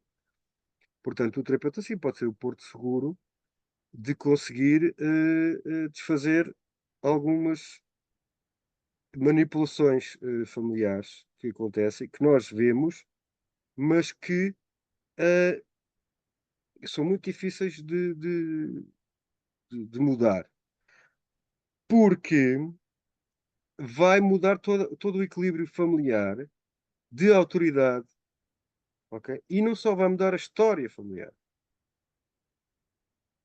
porque aquela tem uma narrativa fixa, rígida. Por isso é que acontecem as manipulações, ok? E às vezes são coisas muito violentas, em que a pessoa é manipulada, por exemplo, com subornos, mas se começa a seguir o seu caminho, depois vêm as ameaças. E vem, às vezes são ameaças psicológicas, outras vezes são mesmo, não, eu tiro-te isto, ou tiro-te aquilo, ou não te deixo ver o filho ou o neto. E às vezes é preciso meter advogados e etc. Não é? Portanto, eu vou-vos dar um exemplo também de um caso, por acaso ele é um homem brasileiro, em que a avó era a chefe da família, a avó manipula toda a gente, as filhas todas e os maridos das filhas, aquilo está tudo debaixo da avó. E ela, este homem, ela era o neto preferido dela e não sei o quê. Sempre a seduzir e etc. O meu neto preferido, ele diz que ela dava-lhe doces e tudo, e isto e aquilo. Mas quando ele fez uma tatuagem, ela disse-lhe: Você devia ter apanhado o AIDS e morrido por ter feito uma tatuagem. Já viram a violência disto? Ela preferia que o neto morresse a fazer uma tatuagem, porque saiu daquilo que ela achava que tinha que ser, ok? E para este homem, a violência que isto foi, a minha avó preferida, agora quer que eu morra porque eu fiz uma tatuagem. Bom, pronto, felizmente, isto é um homem até muito independente. Ele está todo tatuado, ele faz as tatuagens que ele quer. Mas é um preço muito grande. Ele tem alcoolismo, ele tem ansiedade, ele tem depressão, ele tem. Portanto, para ser independente, sozinho, sem estar debaixo da avó, ele sofreu muito. E depois só agora na terapia é que está a perceber, não é? Estas coisas. E como, pronto, todas estas histórias, a mãe dele tentou sair debaixo da própria mãe, da avó dele, não é? Mas foi-se casar com o homem errado, que era um delinquente, etc. E ela saiu do caminho que a mãe achava que era o certo. E ela tornou-se independente e foi-se. Só que deu-se mal. E depois já não podia voltar, porque se fosse voltar ia ser completamente humilhada. Não só pela mãe dela, como pelas irmãs, que são os pintainhos debaixo da saia da avó e que odiavam que alguém tivesse saído, tivesse tido a coragem. E, portanto, este homem passou toda a infância sozinho com a mãe, porque a mãe, o pai é um delinquente, alcoólico, drogado e não sei o quê, e que teve que ser expulso da família por recurso até à polícia. Mas a mãe não podia ter o apoio da avó. Porquê? Porque ela saiu do caminho. É como há um filme do Fellini muito bom, em que o bispo diz assim: fora da igreja não há salvação. Tens que vir para aqui. Fora daqui não tens salvação, vais-te perder. É a mesma coisa, está ali, ok? Basta aquela coisa. Sais dali e vais-te perder. E ela teve o azar, realmente se perdeu, mas depois já não podia voltar. Porque se voltasse, ia ser completamente humilhado. Então teve que ficar sozinha a batalhar e a criança sozinha com ela. A criança tinha ataques de falta de ar, tinha que ir para o hospital, aquilo saía pelo corpo por todos os lados. Estão a ver? Mas, portanto, é preciso fazer um bocado como a pantera. Mas a pantera também se esconde, não é? Também anda na sombra. É preciso saber. E o terapeuta pode ser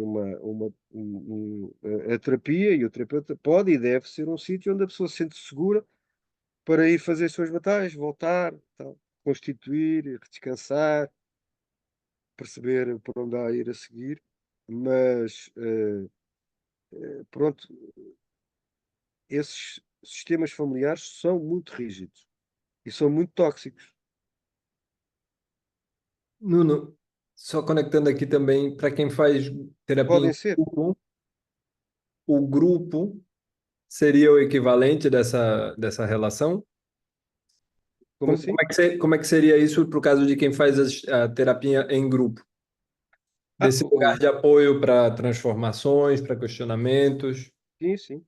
Sim, também, às vezes ainda pode ser mais forte a terapia, às vezes, a terapia em grupo, às vezes, para questões dessas, pode ser ainda mais forte o apoio, não é? Pode, porque é um grupo, ok? A pessoa sente-se que está ali e não só, e os outros dizem, a minha mãe também era assim, e eu fiz assim, e disse que não, e não sei o quê, e há ali um sentimento de pertença também. Também ajuda, sim. O efeito de grupo é muito forte, e ter um grupo terapêutico bom é muito bom. Hum, Até porque às vezes tornam-se. Isto não é muito ortodoxo, mas às vezes vão sair e pronto, há relações da terapia que passam para fora da terapia e que também dão um certo. Embora a maior parte dos terapeutas não gostem muito, não é? Porque isso depois vai tornar a terapia mais difícil, não é? Quando eles complexifica. vão para dentro. Mas as terapias de grupo às vezes têm um efeito também fortificador do indivíduo, porque ele sente-se num grupo. Não é só o terapeuta, mas é também os outros elementos. E podem falar da experiência deles e etc. Hum, aceitação incondicional, né? Muito bom. Pois bem, doutor Nuno, muito obrigado por ter vindo aqui na quinta-feira. Tivemos um imprevisto, por ter insistido Depois e tivemos estado o aqui imprevisto. conosco hoje, no domingo. É? É, acho que também é importante abrir para Hum. quem quiser fazer um agradecimento, um comentário, dizer um oi, dizer um tchau, né? Gratidão pela live, excelente, muito bom. Obrigado, gente, muito bom. Muitos agradecimentos, muito carinho vindo aqui pelo chat. Para a gente é uma alegria poder ter te recebido aqui, Nuno, e ouvir um pouco do que tu tens a partilhar. E Andréa levantou a mão. Quer dizer algo? Dé? Sim, eu só me ocorreu agora, no final, mas eu vou perguntar mesmo assim. Aham. Nuno, eu fico pensando sempre sobre essa terapia assistida por psicodélico, sobre as pessoas que podem ter tendência à psicose. Como é que é isso? Como é que é essa triagem, ou se existe uma triagem antes, ou se isso pode Sim, acontecer, porque, na verdade, eu nem sei sobre nada, né, sobre a terapia por psicodélicos, mas sei sobre tendências psicóticas. certo. E, Sim, sim, é uma área perigosa, ok? Tudo o que é psicose e bipolar também, hum, é preciso fazer uma preparação muito grande, ok?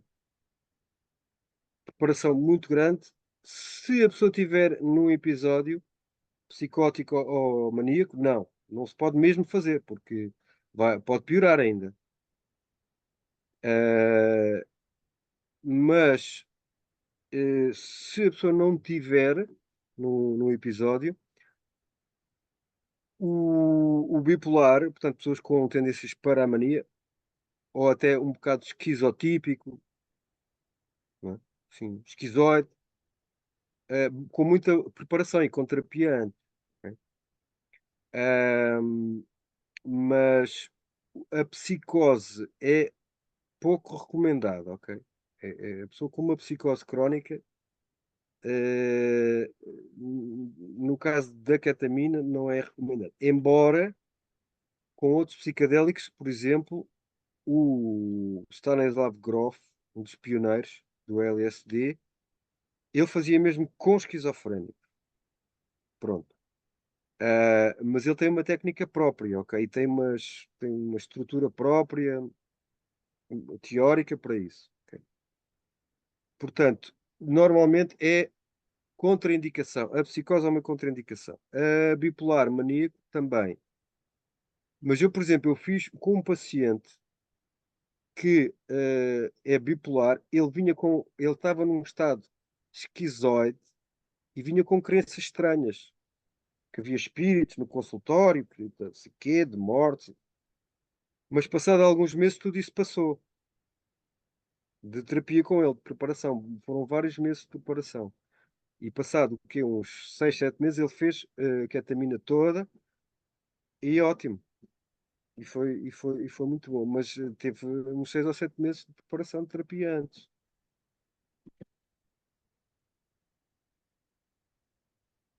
obrigada. Porque pode haver essa contraindicação, ok?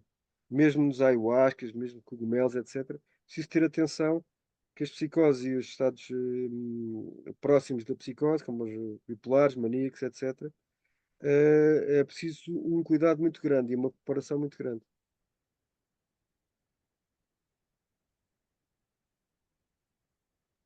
Obrigada pela palestra, pelo encontro de hoje, muito bom. Ok.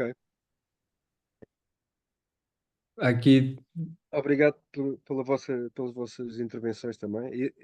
Sem as vossas intervenções, eu não tinha estas ideias e não podíamos estimular-nos assim desta forma, né? Luciana, pois aqui, Nuno, poderíamos ter um encontro assim uma vez por semana, só de insight. Só de insight foram muitos. Pois, Bom, o Milton queria fazer uma espécie de um curso, não é? Estava com uma ideia, um projeto de fazer um curso mais prolongado. Pronto, não sei. Eu tenho alguma abertura para isso, consoante o horário e etc. Portanto, Milton, agora passa a bola para o maestro da maestro, orquestra. eu sou o cara segurando a câmera. Imagina, maestro. É, É, maestro. esse horário, eu acho que é um horário que conecta bem com as pessoas do Brasil, né? Começando às 6. A gente está prestes a entrar daqui a pouco. Infelizmente para a gente que vai entrar no frio, mas felizmente para o pessoal no Brasil que vai entrar no verão, a gente vai passar a ter 3 horas de diferença a partir do É, último domingo de outubro, eu acho, né? E aí fica um pouco mais tranquilo fica um pouco mais tranquilo. fazer o pós-laboral, né? Pronto, Começo. então, eu sugeria que o Milton, tu que estás na parte mais da organização, que ouvisses o que é que as pessoas propõem e depois arranjas uma forma de quem quiser poder vamos continuar. Eu também acho que foi muito interessante. Maravilha. Agradeço a Tá? disponibilidade. E acho que todo mundo fica feliz de poder ouvir um pouco mais e aprender. Pra gente é Uhum. Muito bom poder estar aqui contigo. Pois bem, Nuno, obrigado, viu? Hum. Espero que venham as próximas oportunidades. Acho que não estou sozinho aqui. Tem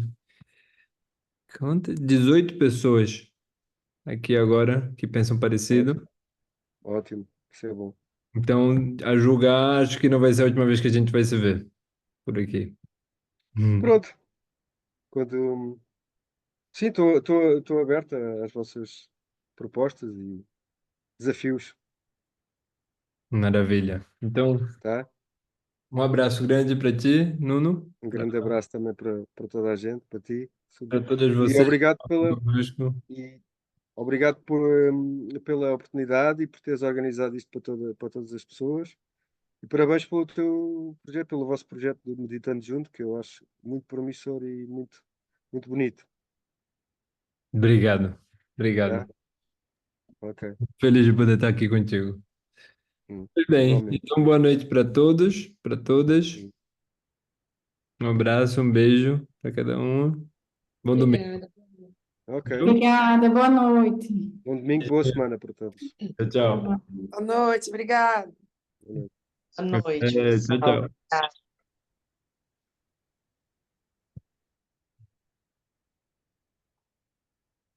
Pronto, vou sair, está bem, Milton?